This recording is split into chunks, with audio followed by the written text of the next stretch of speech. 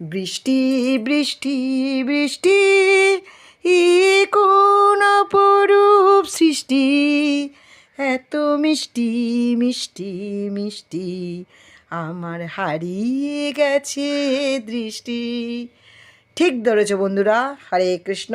আজকে বৃষ্টির দিন, বেরিয়ে পড়েছি। আজকে শুরুটা তোকে তোমাদের দেখাচ্ছি না, আজকে শেষ থেকে দেখাচ্ছি। স্কুলের উদ্দেশ্যে বেরিয়ে পড়েছি, কিন্তু আজকে একটা অন্য রাস্তা দিয়ে ইচ্ছাকৃত যাচ্ছি। তোমরা যেটা এক্ষুনি দেখলে ওটা আমাদের এখানে একটা বড় হাসপাতাল, ভারত সেবা সংঘ।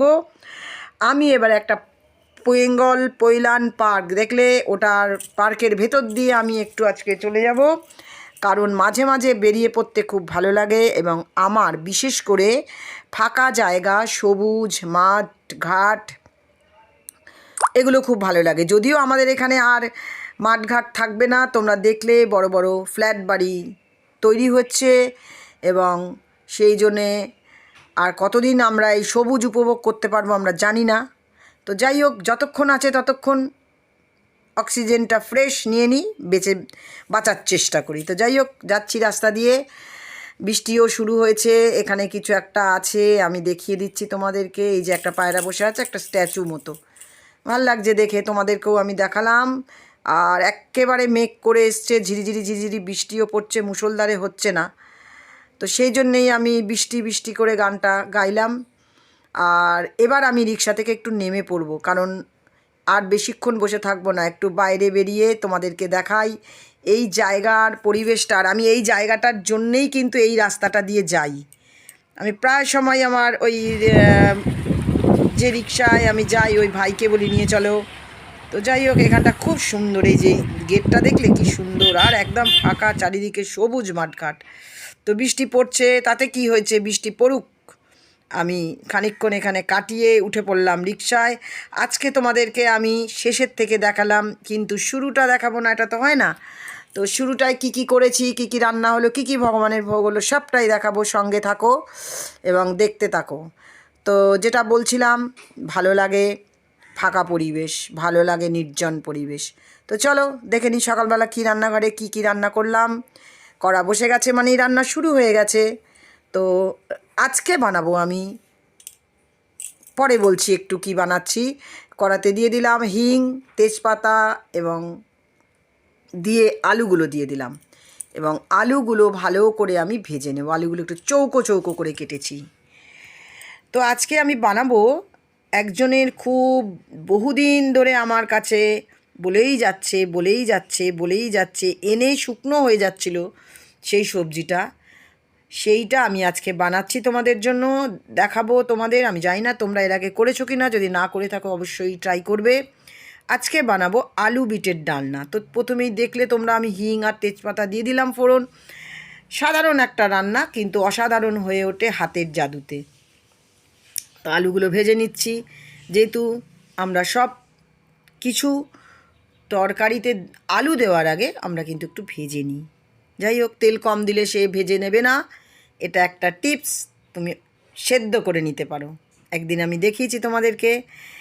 আলুগুলো নাড়াচাড়া হয়ে গেছে, এবার বিটগুলো আমি চৌকো করে কেটেছি, দেখো তোমরা, সেইগুলো আমি দিয়ে দিলাম।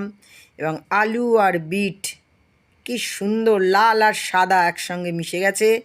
এবার এদেরকে আমি নাড়াচাড়া করব, সুন্দরভাবে নাড়াচাড়া করব, যাতে এরা আরও মিশে যায়, মিলেমিশে একাকার হয়ে যায়।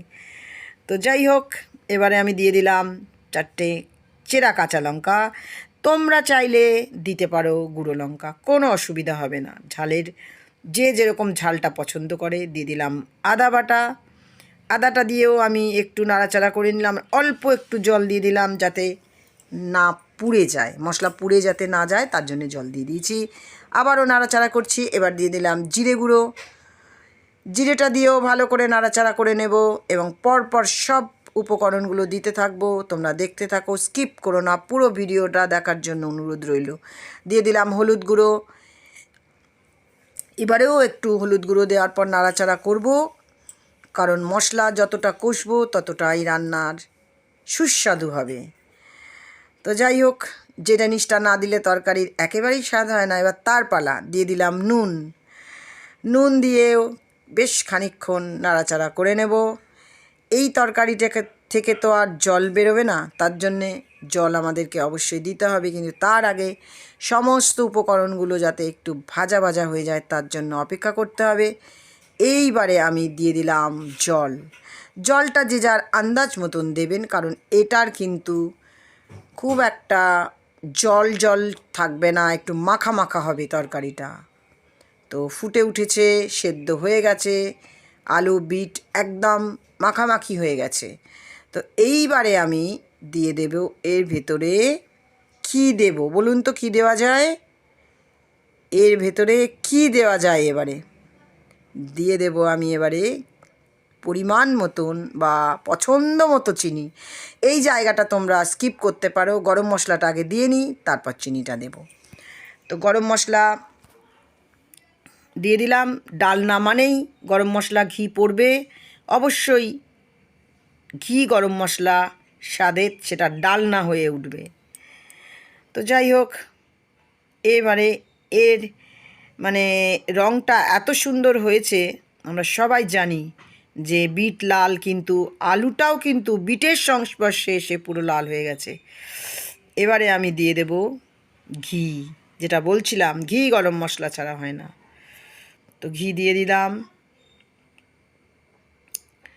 সুন্দর হয়েছে একদম, ঘিয়ের সঙ্গেও আলু বিট একেবারে মাখামাখি হয়ে যাবে। তো সমস্ত ভোগগুলো এবারে আমি বাকিগুলো করে নেব। করে নিয়ে আমি ভগবানের ভোগের থালা রেডি করে নেব।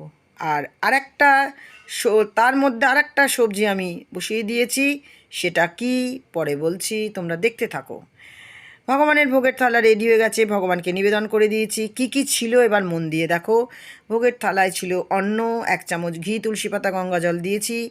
আর ছিল উচ্ছে, বেগুন, আলু, বড়ির সবজি। এটা অসাধারণ হয়, খুব সুন্দর হয় এবং মুখের স্বাদ ফিরিয়ে আনে। উচ্ছে, বেগুন, আলু, বড়ি 5 ফোড়ন দিয়ে করেছি, কাঁচা লঙ্কা দিয়েছি, আর নুন হলুদ অবশ্যই কেউ চাইলে সর্ষে বাটা দিতে পারো, আমি দিইনি। আর এইটা করেছি আমি দই পটল, পটলগুলো ভেজে নিয়েছিলাম, তারপর দই দিয়ে যেরম যেরম করার পরের দিন করে দেখাবো। আর এটা করেছি আজকে, যেটা তোমাদের দেখালাম, বিটের ডালনা, আর ভগবানকে দিয়েছি কয়েক টুকরো শশা। এই ছিল আজকে আমার ভগবানের ভোগ।